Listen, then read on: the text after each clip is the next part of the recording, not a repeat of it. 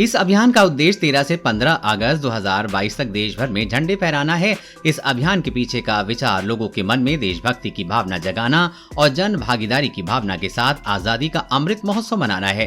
प्रधानमंत्री नरेंद्र मोदी ने देश की आवाम से राष्ट्रीय ध्वज तिरंगे को प्रोफाइल पिक्चर के तौर पर लगाने का भी आह्वान किया है। क्या आप जानते हैं कि हमारा राष्ट्रीय ध्वज तिरंगा हमेशा से अपने इस रूप में नहीं था।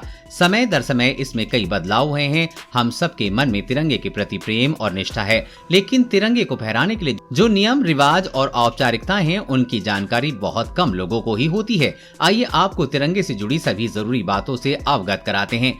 नीचे दी जा रही समस्त जानकारी भारतीय सरकार की वेबसाइट राष्ट्रीय सूचना विज्ञान केंद्र से ली गई है। ध्वज को फहराते हुए किन बातों का ध्यान रखना होगा, क्या करें?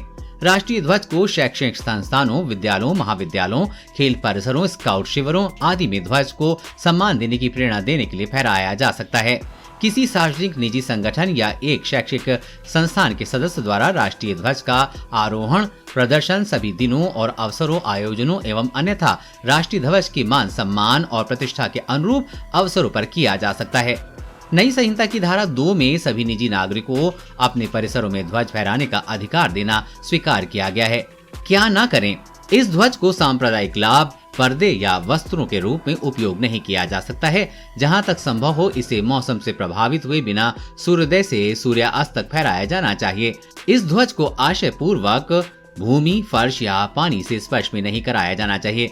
इसे वाहनों के हुड, ऊपर और बगल या पीछे रेलों, नावों या वायुयान पर लपेटा नहीं जा सकता। किसी अन्य ध्वज को हमारे राष्ट्रीय ध्वज से ऊंचे स्थान पर लगाया नहीं जा सकता है। किन किन बातों का ध्यान रखना चाहिए?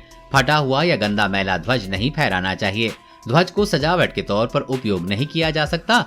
जब कभी आप कागज के झंडे का इस्तेमाल करें तो समारोह के बाद उन ध्वजों का निपटारण उनकी मर्यादा के अनुरूप एकांत में किया जाना चाहिए। ध्वज को सूर्योदय से सूर्यास्त तक फहराया जाना चाहिए। देश और दुनिया की हर अपडेट पाने के लिए चैनल को सब्सक्राइब करें।